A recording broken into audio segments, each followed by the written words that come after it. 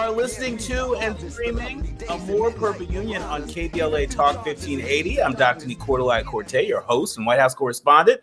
I've been in touch until you be in touch. Follow me on all the social media platforms at Dr. Nii-Quartelai. That's DRNIIQ.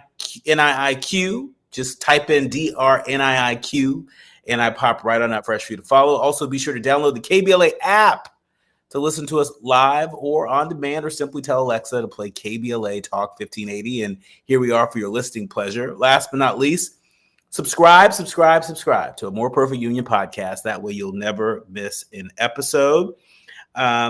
Listen,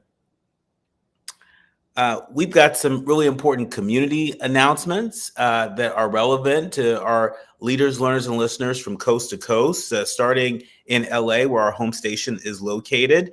There's going to be a soil testing town hall coming up this Thursday with none other than Erin Brockovich. Remember the Academy Award winning film? Well, the inspiration behind that film is joining my colleague, James Farr, this Thursday, August 14th. It's all going down in Pasadena.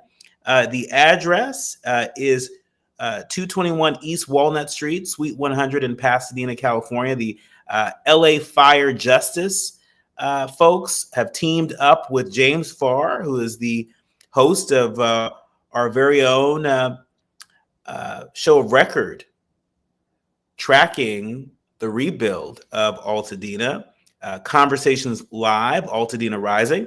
He will be joined with Erin Brockovich this Thursday, August 14th, starting at 6 p.m., and it includes a Q&A. And so if you have questions for one of the nation's leading experts when it comes to environmental justice, particularly when it comes to soil testing, she's going to be right there and prepared to answer your questions. And then for our leaders, learners, and listeners in Texas who've been following this wild and crazy redistricting effort that is really intended to be a power grab by the president, by the Texas GOP. You can support the Texas Legislative Black Caucus. Many of those members have fled Texas to try and prevent the Texas State Legislature from having the quorum they need to move forward with essentially diluting the power of the people at the voting ballot box, rather. You can text TXLBC25 to 53555 if you want to support, if you want to give to their effort. A lot of these members are having to foot the bill for this activist move. And so any support that you can offer, I'm sure will be much appreciated. Again, you can text TXLBC25 to 53555 to support members of the Texas Legislative Black Caucus that are on the front lines of fighting for democracy. And then also, it's worth noting that the Texas House Democrats are holding the line. There's a We've Got Their Backs rally to support a number of Texas House Dems. I know Congressman Joaquin Castro is a part of that effort that just took place this past Sunday, August 10th. And so hat tip to the Texas Dems who are on the front lines. Now it's time for your national news roundup. It's time for you to decide the good, bad, and ugly headlines of the day. And kicking us off, it has been the talk of the nation today and will continue to be the talk of the nation for some time. Let me just note, we're not talking about the Epstein files, but we'll get to that a little bit later. NBC News reporting that that Trump has taken over DC police and plans to deploy the National Guard in an effort to fight crime in the nation's capital. President Trump just today, he announced he's going to deploy approximately 800 National Guard troops to Washington, D.C. and federalize the city police in an effort to fight crime. Now, the move, it marks a significant escalation in the president's attacks on the nation's capital. Trump on Sunday claimed that the district was, quote, one of the most dangerous cities anywhere in the world. That's what the president of the United States claimed. I mean, really, just let this sit in, let this settle in for a second. This is the president that is given access to some of the most sensitive information regarding our national security around the world. And he cherry picks Washington, D.C. And this has been disputed. This isn't just me talking. This has been disputed. He says that Washington, D.C., one of the places I call home in this country, is the most dangerous city anywhere in the world. Although the Justice Department said that the crime rate fell to a 30-year low last year. Wonder what that's about. The president also said that he would declare a public safety emergency in D.C., and the Attorney General, Pam Bondi, would take command of the Metropolitan Police Department as of this moment. Well, 100 to 200 troops out of the 800 activated, quotes, will be supporting law enforcement at any given time. That's what Army Public Affairs has said, adding that troops would have, quotes, an administrative, logistics, and physical presence task. We're going to get into all of this this hour and the next hour. I'll be joined with Alan Orr. He's an immigration law attorney. We have him on a regular basis, and we're delighted to have him on to always help us separate the fact from the fiction. I'm already wondering, how does this, make already complicated mass deportation efforts even worse? But we'll hear from Alan on that front. And then in our second hour, I'm delighted to welcome the former Deputy Mayor of Public Safety for the nation's capital, Dr. Roger Mitchell. He'll be joining me to continue to separate the fact from the fiction and set the record straight. In other news, it's worth noting that at least one person has been killed in Pennsylvania steel factory explosion, while dozens of folks have been injured. We know right now at this hour, NBC is reporting that 10 people were injured in the blast, and a search and rescue operation to find the missing person remained ongoing this afternoon. A second person who was unaccounted for was found and hospitalized, according to Allegheny County Police Assistant Superintendent. Investigators are working to determine the origin and cause of the explosion, but the blast had ignited shortly before 11 a.m. Between two batteries at Clairton Coke Works, this U.S. steel facility in southeast of Pittsburgh. It annually produces millions of tons of commercial coke, a type of fuel used in steel production. And so we'll continue to keep our eyes on this, but our hearts are with our leaders, learners, and listeners in Pittsburgh that have been impacted by this. From Pittsburgh to Los Angeles, the LA Times is reporting that we're again in uncharted territory. Newsom and the University of California are going to battle against Trump's UCLA sanctions. Just 2 weeks ago, UCLA was optimistic. For months, it has successfully avoided clashing with President Trump as university leaders declined to publicly criticize him, by name at least, over his battle to remake American higher education, first raging against several Ivy League schools. Well, the morning of July 29th, UCLA announced that it had settled a federal lawsuit with students who accused it of discrimination, paying more than $2 million to Jewish civil rights groups and millions more in legal fees. University leaders hailed the action as, quote, real progress to combat anti-Semitism, but privately, they pointed the Trump administration to the agreement, eager to convince the federal officials that they had made good with the Jewish community. Well, that high lasted not a few days, but rather a few hours.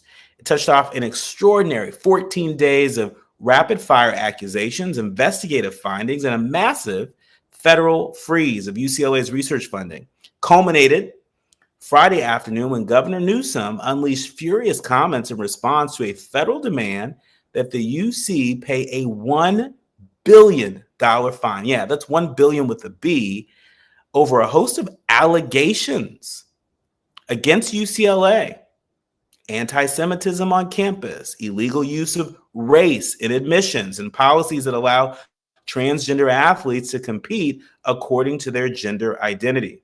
Spokespeople for the Justice Department haven't responded to this, but the escalating events lead up to a decisive moment this week, starting with an emergency meeting of the UC Board of Regents this afternoon. And tomorrow, a federal court hearing will unfold in a pre-existing case that could result in some but not all UC grants being restored. And so we're going to be following this closely. We know so many of our leaders and learners and listeners are students within the UC system. They're alumni of the UC system. This is one of the crown jewels of higher education in the state of California and the world. And so you better believe, as goes the UCs,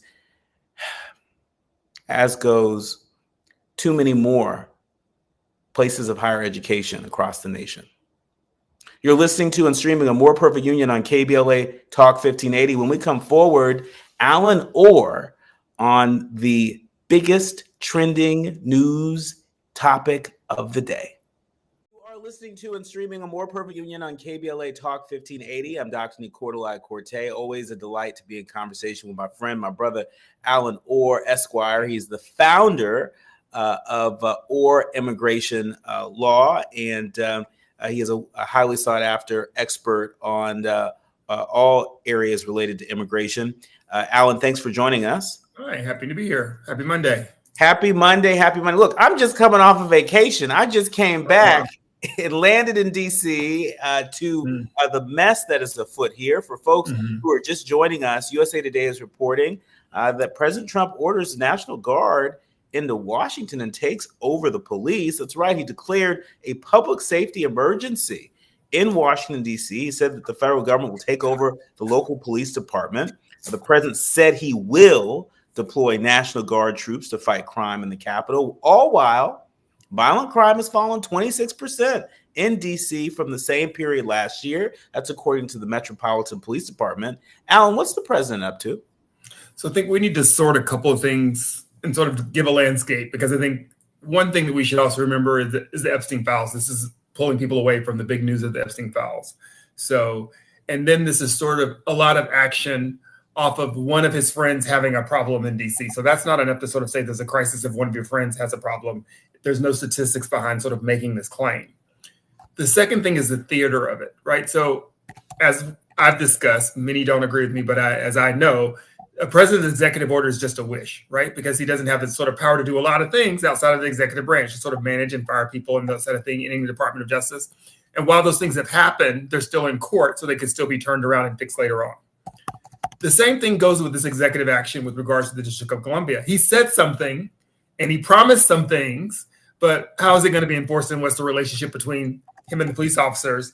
And that just has not been clear, as you might have heard from the mayor's own press conference later this afternoon saying nothing's changed, right? He basically said these things were going to happen, but cops are still reporting to me. These two people from the White House are reporting to him. We don't know what's going on. So a lot of this is just fanfare and fiction, because in that conference, he had like the greatest hits. He was trans athletes. He was immigrants. He was the border. He was the best president ever. He was the budget. So there was a lot of stuff that wasn't really centered around what's happening in the District of Columbia, which I think is problematic, because the District of Columbia has as many people, in some cases more people, than Rhode Island, New Hampshire, Alaska, North Dakota, South Dakota, Montana, Wyoming, and Vermont, right? We don't have any people in the Congress. So one of the peculiar things legally in this situation is the president's allowed to have this emergency unless Congress stops it. But where's Congress? Congress is out. And the statute that he's using only limits him to have the power for 60 days. So that's also something that says after 60 days, what's going to happen? Are you going to solve for crime in 60 days? There are going to be so many police officers on the street that you can solve for crime. And because I know that the station is centered in California, let's talk about California for a minute, right? He had officers in California, right, for 60 days. It was the National Guard, I think it was 4,000, 700 people from the military. It cost $138 million in total. And what did they solve for? Who did they arrest? Who did they detain? No one. No one. So from a cost-benefit analysis standpoint, doing the same thing in the District of Columbia when we have a budget constraint just doesn't seem to make sense to me. And if the unhoused is a problem, as we've seen or we've discussed unhoused people in California, then what you do is you house them. Rather than build profit detention centers, you build facilities for them to live in. And that's a choice. Moving them from the District of Columbia does not solve the unhoused problem. It solves a location problem for you, but not an unhoused problem for me. And my experience, which may also be your experience, is that many of the people who are unhoused in the District of Columbia profess to be vets to me. They say they served in this military. They might not have done their whole tour. They might have done whatever happened to them, but they have some relationship to the military in which they have been forgotten or removed or forgotten. So that's troubling to me. So for me, what I will tell you this is it's part of the narrative that the president's trying to tell about Black cities with Black mayors. And that's something that every Republican should stand against, because this is 100% against local rule. Everything about his action today said that duly elected people should not have control of their own jurisdictions. That the District of Columbia and the Council for the District of Columbia that was duly voted in should not be making decisions for the people of the District of Columbia. Because I'm young enough to recall that the District of Columbia wanted to get rid of guns in the District of Columbia. But senators said, no, we can't do that. You can't do that, right? So that's part of the problem that's wrapped up here is nothing says DC statehood like the conversation we're having right now. You're absolutely right. And we have the fight for DC statehood continues. It's been decades in the making. And when Democrats had control over the House and the Senate, for some reason, they didn't prioritize DC statehood. And this is a part of, it's not the only reason, but this is a part of how we've got here.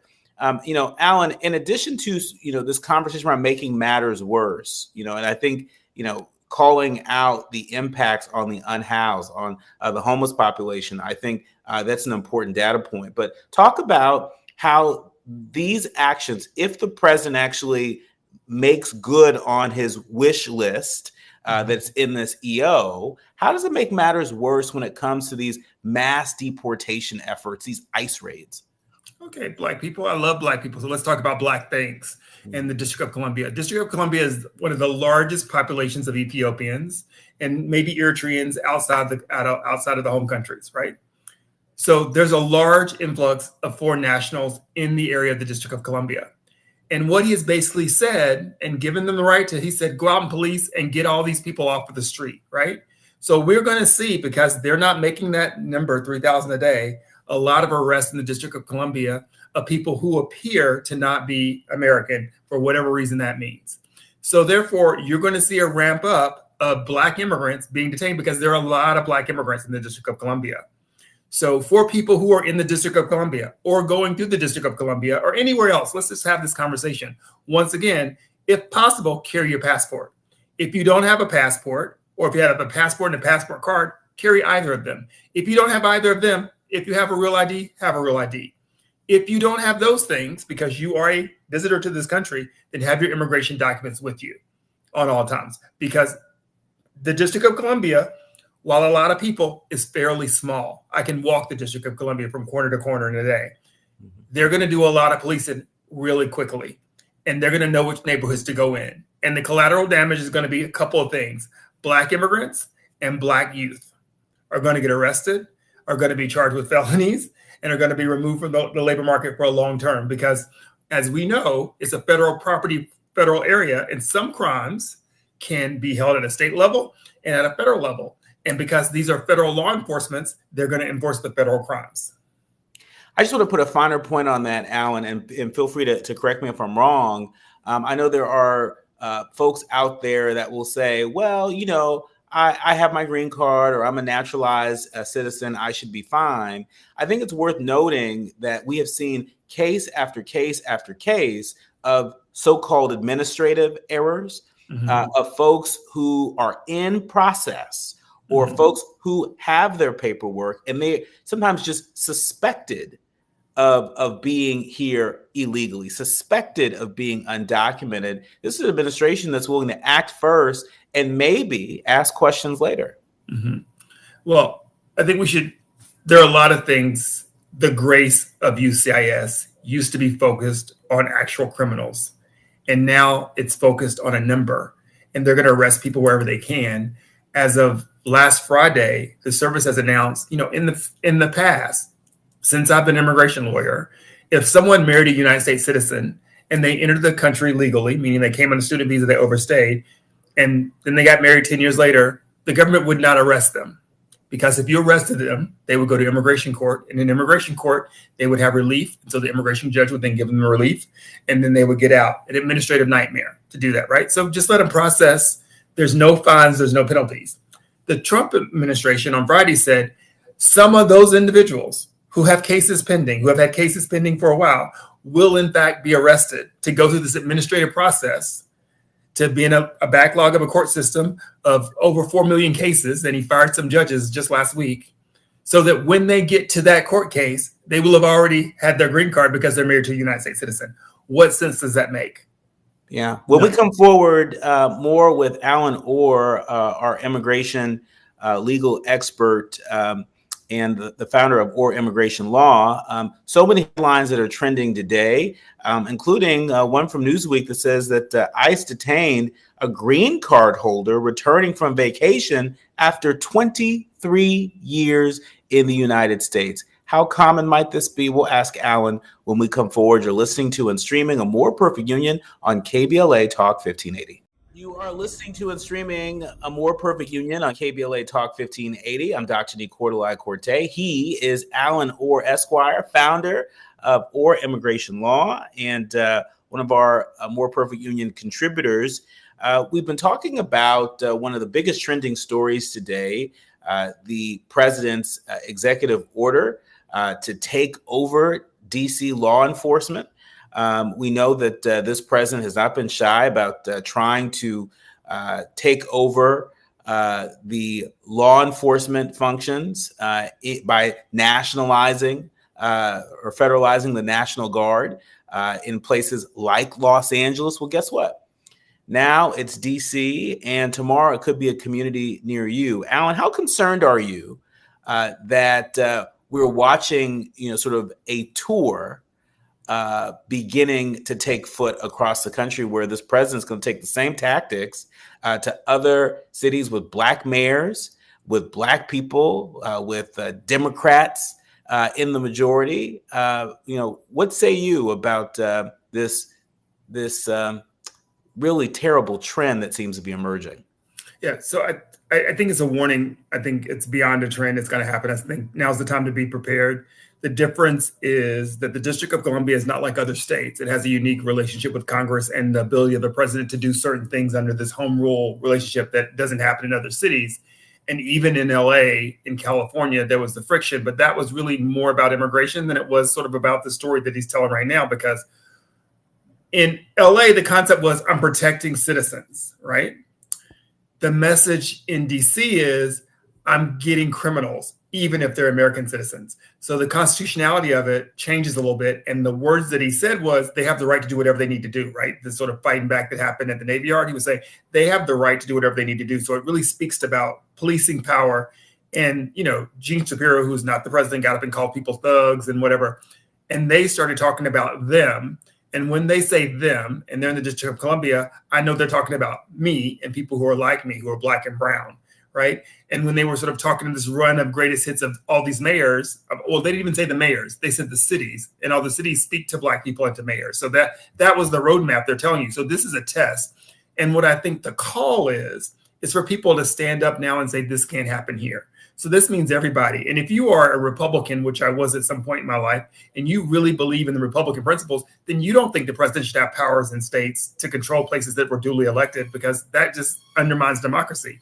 If you didn't win in that place, then you run the election next time you win and you change the rules. But the concept that the president is going to now make decisions in states for which he does not live and was not voted to run for and did not even vote for him for president in many cases is foolishness, because around the corner, I hope we have another type of Democratic president and another type of attorney general that comes in and cleans all this stuff up and doesn't sort of in the same sort of quick way and effectiveness that the Trump administration has done in 6 months.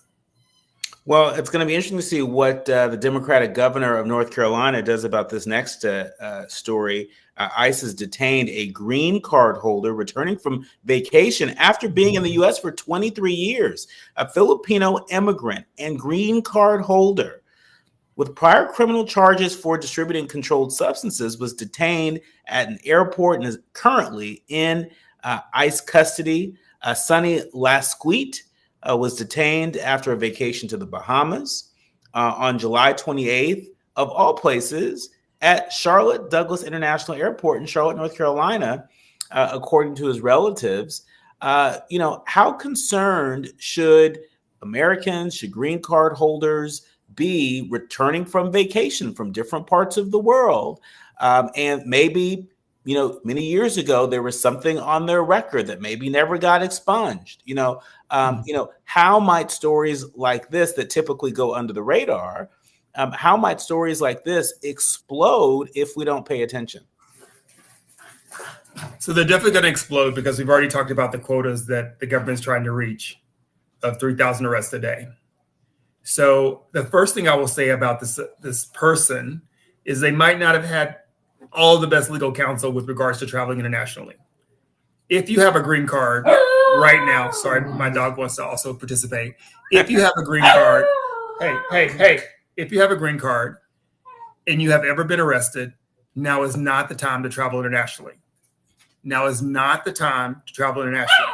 Now is not the time to travel and try to naturalize, because those things are not going to be okay. If the government can arrest you because you have a prior drug conviction or any other felon, then you will be placed in removal and you will lose those benefits. And once again, maybe in a removal proceeding, you might have relief, meaning you're married to a U.S. citizen, you can do cancellation of deportation, generally things that were not functionally they wouldn't do because they knew there'd be some relief, then they're just moving away from it. So not smart to travel with any type of drug. If you've been charged with drugs, drug possession, drug paraphernalia, that is the kiss of death for even green card holders. Do not travel internationally. Do not get arrested. Do not have any interaction with ICE at all, right? Those are the people that, once again, you should be staying home for the next 3 years as much as possible to avoid being in those caught-ups. If you have a green card and you don't have any of those charges, and you're among the 800,000, 600,000 people who live in this country who pay taxes, who never vote, now's the time for you to naturalize. Naturalize to ensure that you're never going to lose your green card and you don't have a record. Go see an attorney and say, can I naturalize? In many places, in DC, it's taken like 2 months. In other places, it's taken 6 months. But once you get that naturalization, it's a seal that if you have a drug possession charge or drug paraphernalia or something else happens in your life, you won't be removed from a country that you know. So the reason that she probably had the green card for so long is because she had the drug arrest and she knew if she naturalized, that could potentially cause a problem for her. Why someone did not say to her, this is the same reason you should not be traveling internationally, is a problem. Anytime you leave the United States, even if you're a United States citizen, even if you're United States citizens, you come back in through Customs and Border Patrol, and they have the right to look through your devices to investigate you for the safety of the country. So traveling outside of the border always exposes you, even as a United States citizen, to inspection. And that's why right now, for us, immigration attorneys are telling people, if you travel, don't take your computer with you. Don't take any electronic devices, social media. If you're a green card holder, for sure, don't give them anything to sort of look to say that you said something against the president or the administration. But if you are an American citizen, still don't allow them to have that access to your person or your privacy, because that's the moment that they have the reason to gain access, to get in your computer to see what sites you've been to or what you're doing. Don't have the phone have to put the code in, not your face recognition, right? All those little device things that allow you to have free access to your computer, take them off if you're crossing the border. And if you don't need your computer, leave it at home. Look, this is about not just knowing your rights, but this is about how you keep yourself safe. This is how you keep your family safe. One thing that you didn't mention today that I know you've mentioned many times before we've been on the show is make a plan. Mm-hmm. make a plan, because, we live in a time where, unfortunately, it is a act first, ask questions later. And that's a big maybe in terms of later, right? And so what happens, to your home and your possessions? What happens to your loved ones, your children? What happens to your animals? What happens to all the things that you are responsible for in the meantime? Don't leave it to chance. Make a plan. Right. And some of these things are flexes for sure. I mean, listen, I'm a lawyer, and I've said this before on the show. The law lane to judicial lane is slow. So what the president is doing in a lot of cases, or the administration, or even these ICE officers, is flexing on you, right? Compromising your rights. But the question is, when will you be made whole? If you can ever be made whole, and can you survive to live to that circumstance?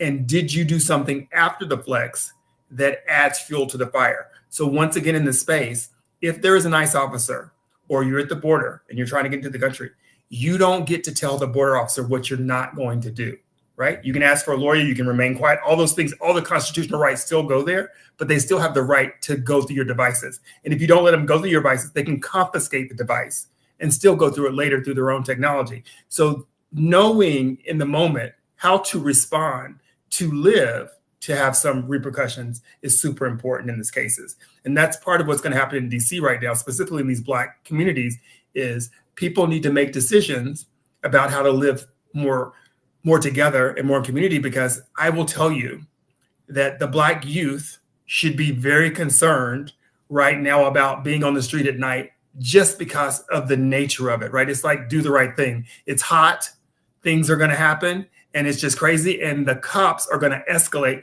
rather than de-escalate. And that is not policing. And if there's anybody that listens to this station that believes that more police solve for crime, tell me in history where that has happened.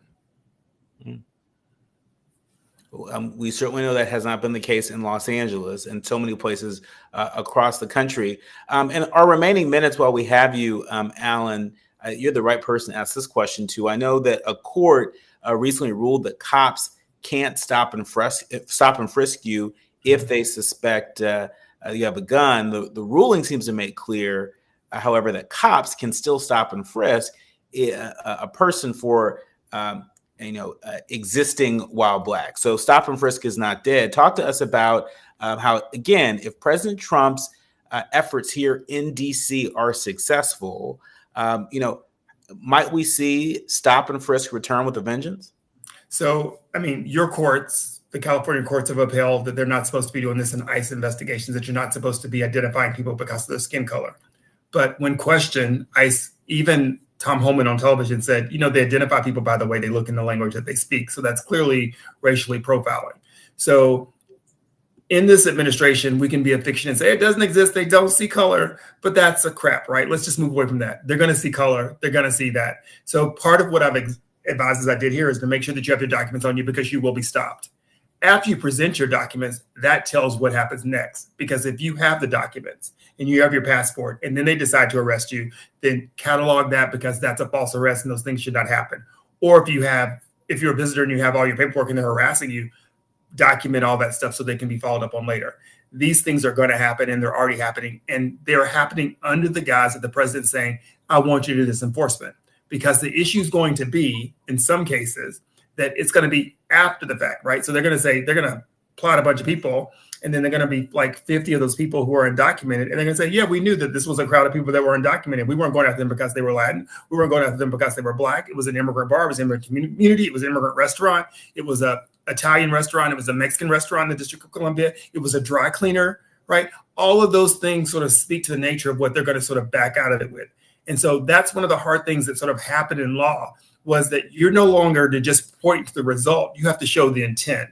And showing intent in many cases is hard to prove. And that's what makes discrimination cases really hard to win in a lot of cases, and specifically in this sort of arena. So yes, be concerned. Yes, be smart. Know that profiling will exist. And if you can de-profile yourself, that is also smart, right? That's also smart. If you speak English and Spanish, when you're in public, choose English, right? Choose English, right?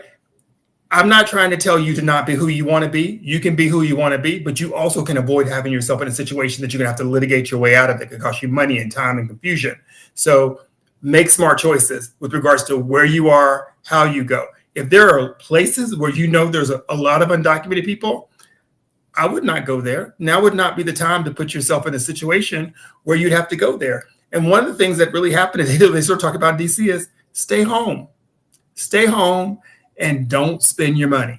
Keep your money and stay home. It's time to teach a lesson to everyone, because if you don't spend your money in District of Columbia, they don't get taxes, right? I mean, they'll get your taxes otherwise, but be smart about your money and be smart about where you go, because you don't want to be on the streets when the Gestapo's out and the conversation is, we need you to arrest 100 people tonight. We need you to arrest 200 people tonight. Our thanks to Alan Orr, our resident immigration expert and contributor to A More Perfect Union. Where can people go to follow you and tap into the tips, tools, and resources that Orr Immigration Law can offer? So today I put out a flyer about how to get your kids to make sure you have legal representation for your kids or any real property. And that's Alan Orr Esquire on Twitter and Alan Orr on Instagram, and you can just find me and Alan Orr on Blue Sky. And I'm going to be posting a lot of stuff about immigration and know your rights stuff with immigrants, but it also applies to Americans. Our thanks to Alan Orr. You're listening to and streaming A More Perfect Union on KBLA Talk 1580. The quiet part out loud when we come forward. You are listening to and streaming A More Perfect Union on KBLA Talk 1580. Happy summer, everybody. Look, summertime is one of the best times to travel someplace, even if it's around the block. Travel someplace, visit family and friends. But what makes for a good house guest? I saw this piece on NPR.com and absolutely had to share it. It was a piece on why good house guests don't actually make themselves at home. I know a little bit of something about good house guests. Like so many of you, I've been a house guest. Like so many of you, I have frequent house guests. But with the summer slowly winding down, a lot of folks have been hoping to use the last of their sweet vacation time to get out and visit friends and family. But etiquette expert Elaine Swan, she has a lot of good tips on being a star house guest. She says it really isn't all that complicated. Swan, who runs the Swan School of Protocol, an etiquette training program, she answers a lot of tricky questions about staying at loved ones' places and how to be a guest who gets invited back. Some folks ask, for example, is it rude to ask my friend if I can stay at her place if I'm passing through her neck of the woods? Well, Swan shares a very helpful rule. She says, as long as you feel comfortable hosting that person in your home, you shouldn't feel sheepish about asking to stay with them when they're visiting town. As to how long is too long for a visit, well, Swan says you should keep your visit short and sweet. 4 days and 3 nights is generally ideal, unless you're visiting for a larger occasion like a holiday, where she says a long weekend type visit is the sweet spot.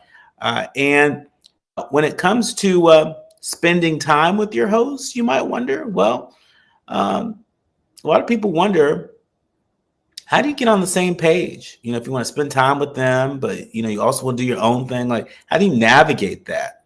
Well, Swan says, once you have a visit on the books, be proactive, be communicative about the specifics of your stay to avoid any unnecessary awkwardness. Are you hoping that your buddy can take some time off to hit the theme park with you? Is your partner's family the type that loves to cook for people, or should you plan to get your own meals? These are all really great questions, and you shouldn't be shy about getting on the same page with whoever it is that you're going to visit.